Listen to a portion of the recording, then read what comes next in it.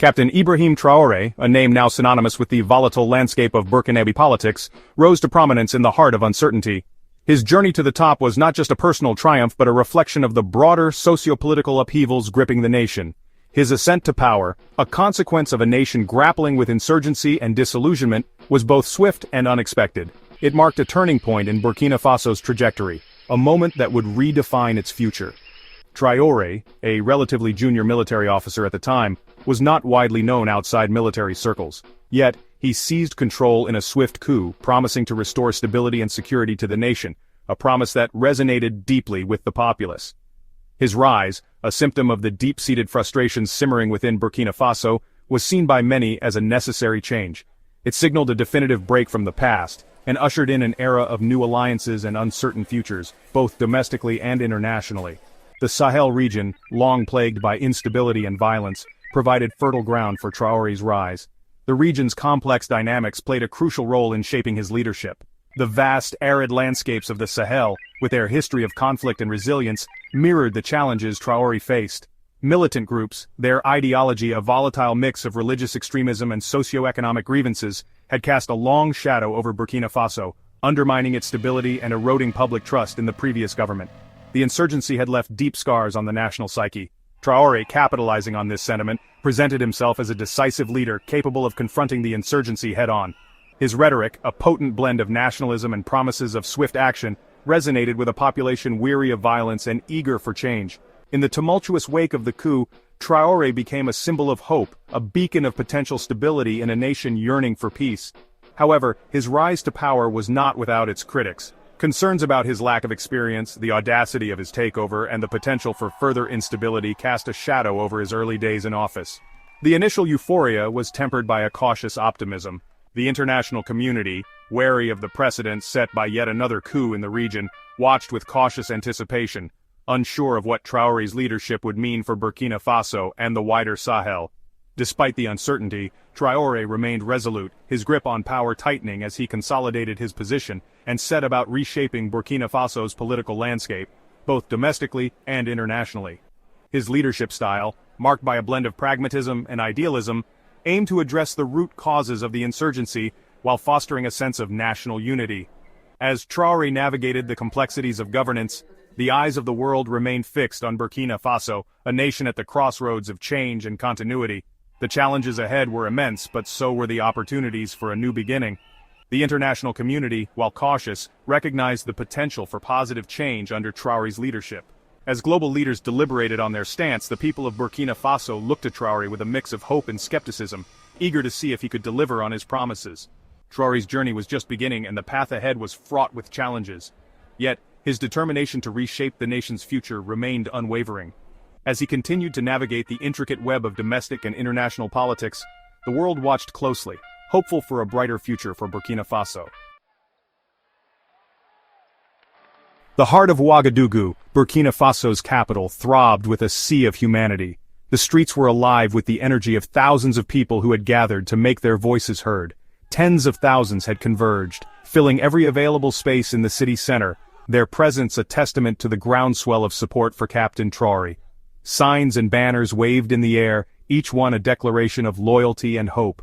The rally, a carefully orchestrated display of popular backing, was more than just a gathering. It was a meticulously planned event designed to showcase the unity and strength of Traore's supporters. Served as a powerful symbol of Traore's consolidation of power, a visual representation of his growing influence, and his growing influence over the Burkinabe populace. People from all walks of life, young and old, urban and rural, had come together in a show of solidarity. The atmosphere crackled with anticipation as the crowd, buzzing with energy and excitement, a diverse mix of civilians, military personnel, and government officials, eagerly awaited Traore's address. The sense of unity was palpable. The air vibrated with the rhythmic beat of traditional drums, their deep resonance echoing through the streets, their deep resonance serving as a soundtrack to the unfolding spectacle of political theater. The drums added a cultural richness to the event, reminding everyone of their shared heritage. Flags, their colors vivid against the bright African sky, fluttered in the breeze, transforming the rally into a sea of red, green, and yellow, the colors of Burkina Faso. The national pride was evident in every wave of the flag. Interspersed amongst the national banners were Russian flags, a striking contrast that caught the eye. their presence a stark visual reminder of Burkina Faso's shifting geopolitical allegiances. This was a clear signal of the country's new direction on the global stage. The crowd, their voices united in a chorus of support for Traore, chanted slogans that echoed through the city, chanted slogans denouncing France, the former colonial power, and calling for a new era of independence and self-determination, and praising Russia as a new ally in the fight against terrorism. The shift in alliances was clear and deliberate. The rally served as a public declaration of Burkina Faso's evolving foreign policy, a bold statement of intent, a decisive turn away from the West and towards new partnerships in the East. This was a new chapter in the nation's history. Key figures within Traore's regime were prominently visible, mingling with the crowd, their presence serving to underscore the unity and strength of the new government. Their participation was a clear endorsement of Traore's leadership. Prime Minister Rimtalba Jean-Emmanuel Ouedraogo, a staunch Traore ally, took to the stage, addressed the crowd, his words echoing the captain's promises of security and prosperity. His speech was met with enthusiastic applause and cheers. He condemned the alleged coup plot, speaking with conviction and passion, blaming external forces for attempting to destabilize the nation and undermine Traore's leadership. His words resonated with the crowd who shared his sentiments. His fiery rhetoric, met with roars of approval from the crowd, further fueled the sense of unity and purpose, solidified the narrative of a nation under threat, a nation in need of a strong leader like Traore to guide it through turbulent times. The message was clear. Traore was the leader they needed. The rally, much more than a simple show of force, was a demonstration of the people's will, served as a powerful tool of political messaging. It was a carefully crafted narrative of strength and unity. It allowed Traore to showcase his popularity, to demonstrate that he had the backing of the people, to project an image of strength and unity, and to solidify his grip on power. The visual impact was undeniable. The images of the rally, broadcast across the nation and shared widely on social media, reached every corner of Burkina Faso, sent a clear message. Traore was in control, and he enjoyed the support of the people. His leadership was being cemented in the public consciousness. The images of the rally, broadcast across the nation and shared widely on social media, were a powerful testament to his influence, sent a clear message. Traore was in control, and he enjoyed the support of the people. His leadership was being cemented in the public consciousness, and he enjoyed the support of the people. The rally was a clear demonstration of his popularity and the people's trust in his leadership. The international community, watching closely, could not ignore the display of popular support, forcing them to acknowledge the reality of Traore's growing influence. The world was taking notice, forcing them to acknowledge the reality of Traore's growing influence and the complexities of the situation in Burkina Faso. The rally was a turning point, a moment that would be remembered in the annals of the nation's history, and the complexities of the situation in Burkina Faso. The rally was a turning point, a moment that would be remembered in the annals of the nation's history.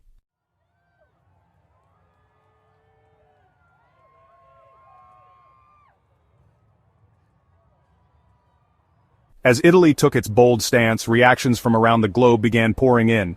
Some nations expressed support, while others were more cautious, even critical. The international community was abuzz with discussions and debates. It was a moment that highlighted the complexities of international diplomacy. Analysts and experts weighed in on the potential outcomes. Italy's decision had, without a doubt, stirred the global pot, creating ripples across continents, leading to a mix of applause and apprehension. Public opinion was divided, with strong emotions on both sides.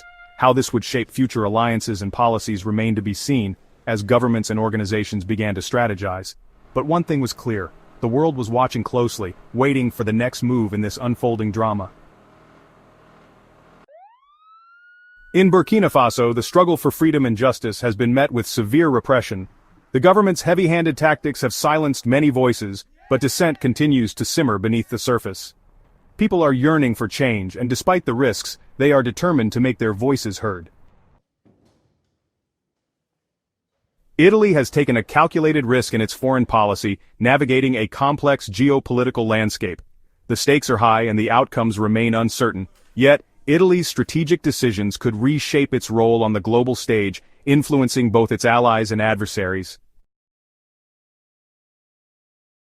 The future of many nations hangs in the balance, with political and economic instability threatening progress. Communities are caught in a web of uncertainty, striving to find a path forward. The choices made today will undoubtedly shape the world of tomorrow, for better or worse. The rise of Traore has significant implications for the region. His leadership brings both hope and concern, as his policies and actions will impact not only Burkina Faso, but also its neighbors. The world watches closely, as the ramifications of his ascent unfold, affecting the delicate balance of power in West Africa.